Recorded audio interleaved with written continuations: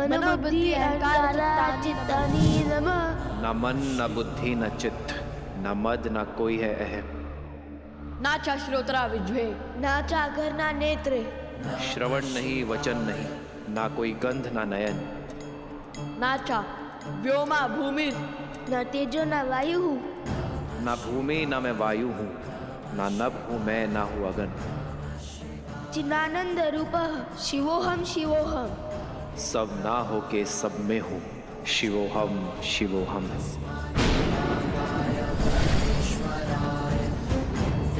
शुद्धाय दिगंबराय तस्मै नकाराय नमः शिवाय, नमः शिवाय, नमः शिवाय।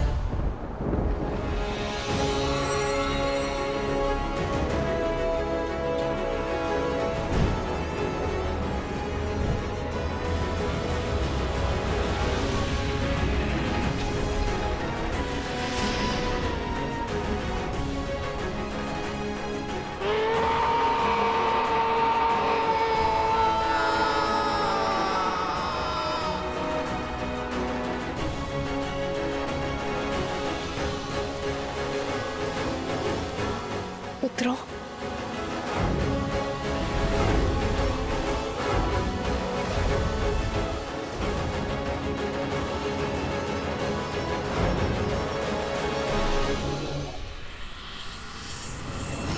अभी मेरा प्रहार समाप्त नहीं हुआ है, अंत कर डालो इनका।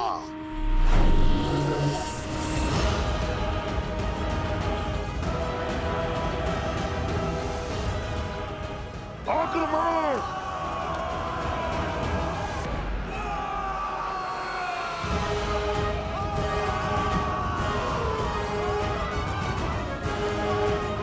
ओह, तो तुमने सबको वश में कर लिया था।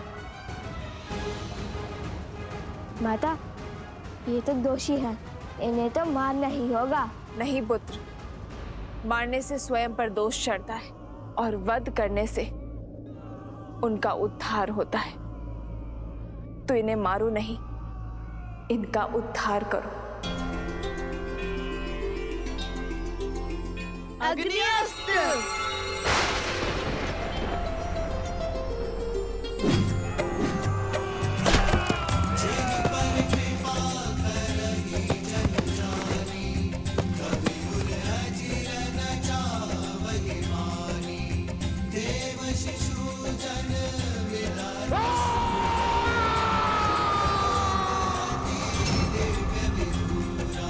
नवकुश की नवकुश की नवकुश की नवकुश की नवकुश की नवकुश की नवकुश की।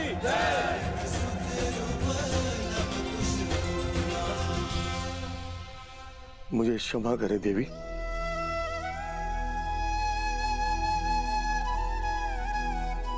ये मैं कैसा महापाप करने जा रहा था। राम राज्य की परिकल्पना को ध्वस्त करने चला था, एक नारी की हत्या करने जा रहा था। ना जाने किस माया, किस शक्ति की चपेट में आ गए थे हम।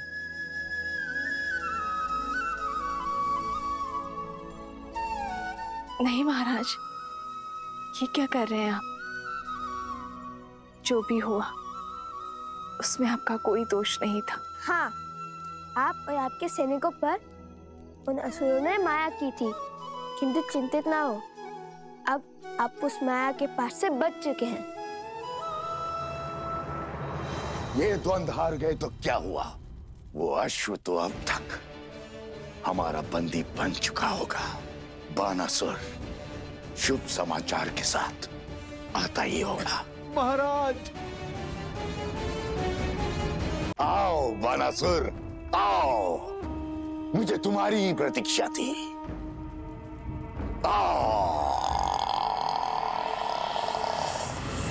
महाराज!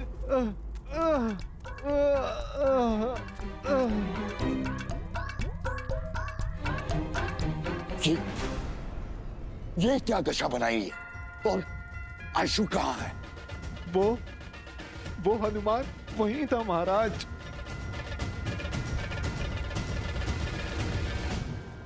उसने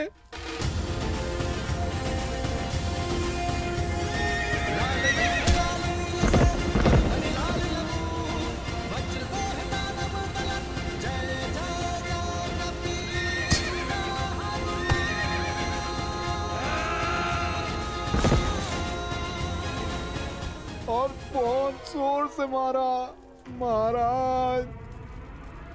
हनुमान हनुमान हनुमान!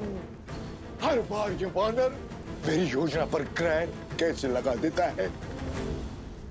महाराज, आपकी माया शक्ति उसे देख क्यों नहीं पाई? क्योंकि वो स्वयं महादेव है जो हर माया से परे है। किंतु मेरे अस्त्र अब तक समाप्त नहीं हुए हैं। देखता हूं कब तक मेरे मायावी अस्त्र से बचते हैं ये। शीघ्र ही इनका विमान टूटेगा और चकनाचूर होगा राम राज्य का स्वप्न।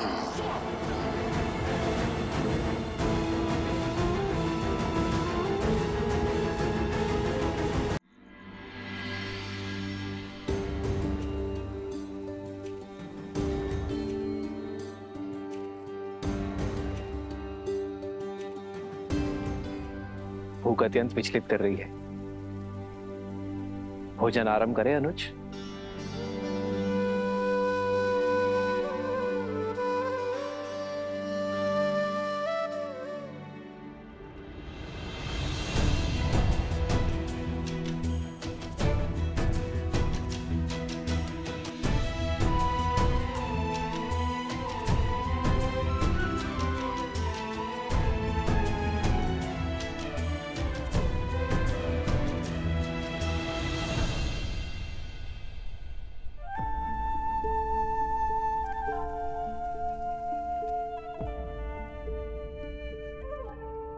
भरत, यदि मन से चिंता ना उतरे तो गले से भोजन का ग्रास भी नीचे नहीं उतरता।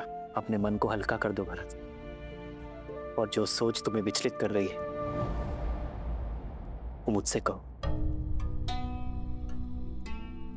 क्या कहूं भैया मैं? ये कहूं कि मैं कितना अभागा हूं। ये कहूं कि मुझे आपकी सेवा का वो अवसर कभी नहीं मिला जो सदैव लक्ष्मण को मिला। ये कहूं कि संकट में सदैव वो आपके साथ रहा, मैं नहीं। मैं तो सदैव संकट का कारक बन जाता हूं भैया। भैया, जब आपको वन में गमन करना पड़ा तो मुझे ही उसका दोषी माना गया। जब मैं आपकी चरण पादुकाएं ले आया तो संसार ने मुझ पर यह कहकर लांछन लगाया कि देखो, मैं अपने भाई की पादुकाएं इसीलिए ले आया ताकि अपने भाई को वन में नंगे पग घुमा सकूं।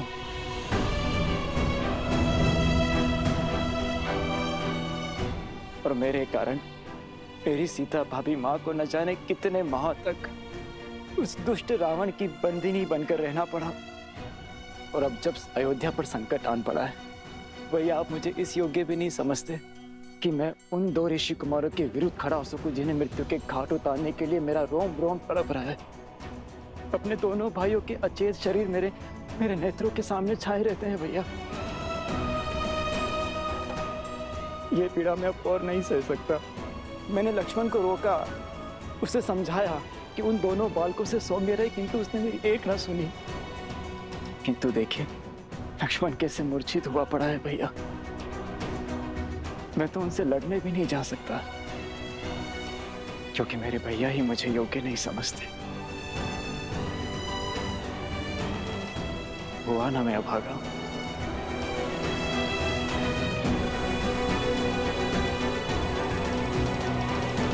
आपने हमें असुरी शक्ति से बचाया, इतना घोर अपराध करने से रोका। हम आपका आभार व्यक्त करना चाहते हैं। कृपया यहाँ कुछ दिन रुककर हमें सेवा का अवसर दें। हाँ देवी, कुछ समय तो रुकिए, हम आपको कहीं जाने नहीं देंगे। आपको हमारी विनती स्वीकारनी ही होगी। कुश, अश्व और हनुमान जी का क्या? हम उन्हें और अकेला नहीं छोड़ सकते हैं। हाँ हाँ, रुक जाइए देवी, कृपया हमारे लिए रुक जाइए। पर आश्रम का क्या होगा? सब लोग हमारी प्रतीक्षा कर रहे होंगे। हमें शीघ्र अतिशीघ्र आश्रम जाना चाहिए। हाँ हाँ, आश्रम में भगवान वाल्मीकि है ही नहीं। सारे आश्रमवासी कितना चिंतित हो रहे होंगे। आश्रम जाना ही उचित होगा।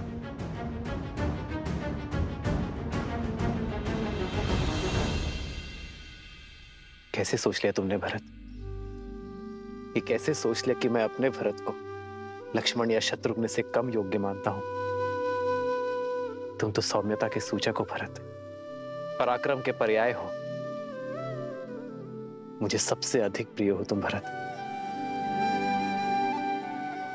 मैंने तुम्हें जाने से इसलिए रोका क्योंकि लक्ष्मण सदा मेरे साथ रहा है भरत। मैंने उसे सदा ही घायल होते हुए, मृत्यु के मुख में जाते हुए देखा है। अत्यंत दुख हुआ मुझे, किंतु मैंने हर बार अपने आप को संभाला है भरत। इस बार पुनः लक्ष्मण घायल है और शत्रुघ्न भी।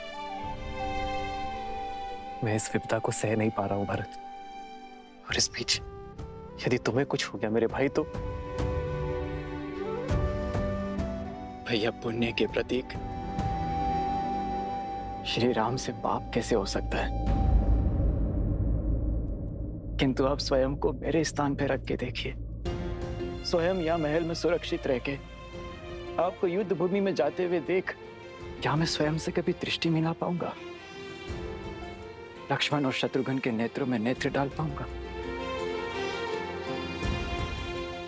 वेद के उपचार से वे दोनों शीघ्र ही सकुशल हो जाएंगे। किंतु क्या आप ऐसा चाहते हैं कि आपके भाई की आंखें उन दोनों के सामने सदैव झुकी रहे? जिन अयोध्या वासियों ने गंगा सी पावन मेरी सीता भाभी मां पर बिना किसी दोष इतने लांछन लगाए, क्या वे लोग मुझे क्षमा कर पाएंगे? क्या वे लोग ये नहीं कहेंगे कि देखो, दो भाई तो अपने बड़े भाई के साथ कंधे से कंधा मिला करके लड़े, किंतु भरत अपने हाथ पर हाथ रखकर बैठा रहा, वो कुछ न कर सका। मेरे 14 वर्षों की तपस्या पर कालिख लग जाएगी भैया। और भरत संसार में फिर से वही भरत बन जाएगा जो अपने भाइयों की दुर्दशा देखना चाहता है। और तब क्या कहेंगे आप भैया? क्या मेरे मान पर आप ये वार सह पाएंगे?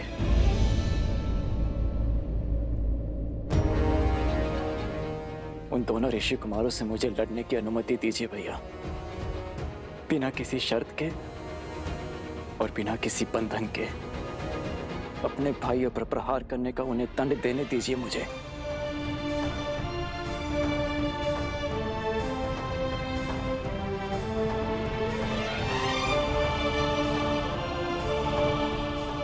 जाओ भरत, बिना किसी शर्त के, बिना किसी बंधन के जाओ,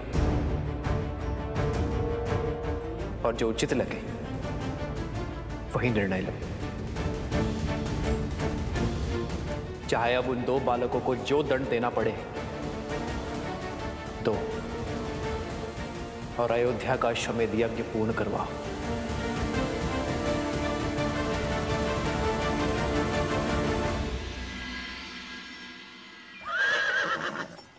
भैया अब क्या करेंगे?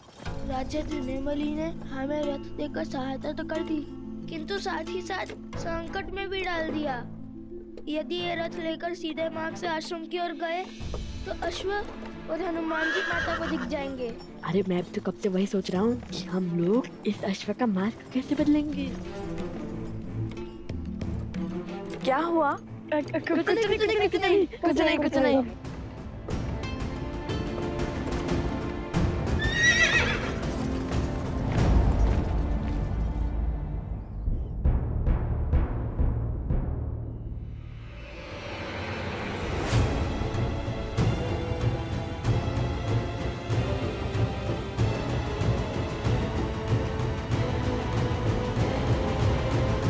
रामचंद्र की, श्री रामचंद्र की, राजनुज भरत की, राजनुज भरत की।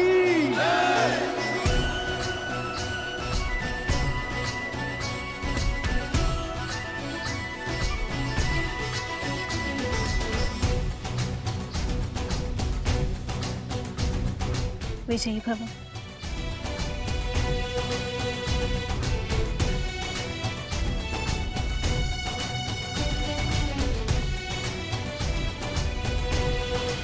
कई बार सत्य हमारे नेत्रों के समक्ष होता है भरत, किंतु भावों में बहकर हम उसे देख नहीं पाते। ये भूल हम सबके साथ होती है भरत। अपने भावों पर नियंत्रण रखना भरत। शीघ्र ही लौटो। जो आज्ञा भैया।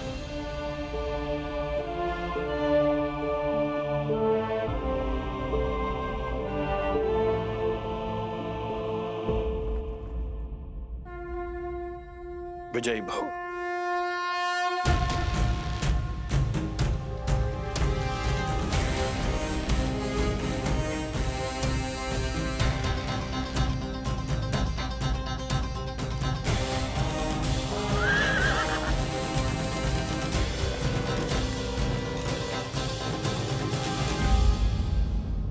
कौन है वहाँ?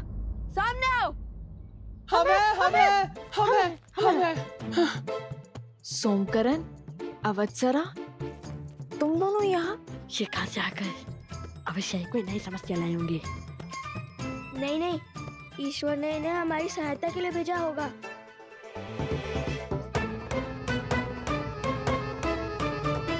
सोमकरण, अवत्सरा, क्या कर रहे हो तुम दोनों यहाँ? और ये वृक्ष कैसे गिरा? भैया, इसे काट देते हैं, इससे मार्ग अवरुद्ध हो जाएगा। नहीं, हम अपने काम को सार्थक करने के लिए प्रकृति को हानि नहीं पहुंचा सकते।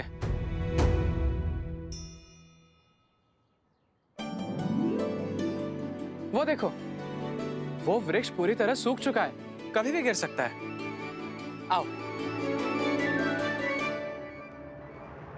सोमकरण, उत्तर दो।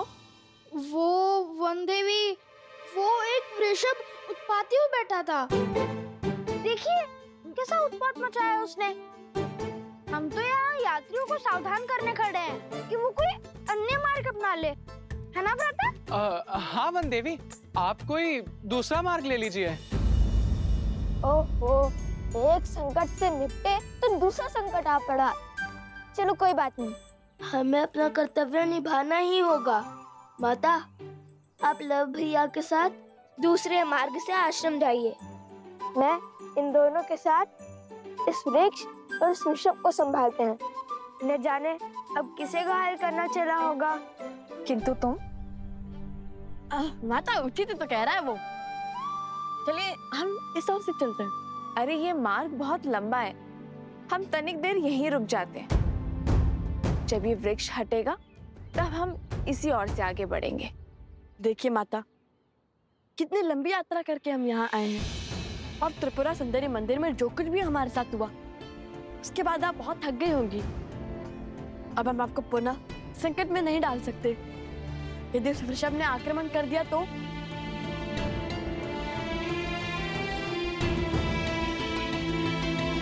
ठीक है, चलो। और तुम सावधान रहना और शीघ्र ही लौट कर आना। मुझे तुम सबकी प्रतीक्षा रहेगी। निश्चिंत होकर जाइए माता, हमारे पास सोमकर्ण है ना। यदि बैल आया, बैल के आगे इसे खड़ा कर देंगे। संसार में इससे बड़ा बैल और कोई नहीं है। खुश, मित्र की रक्षा सबसे पहला दायित्व है, जानता हूँ माता। चलो साथी।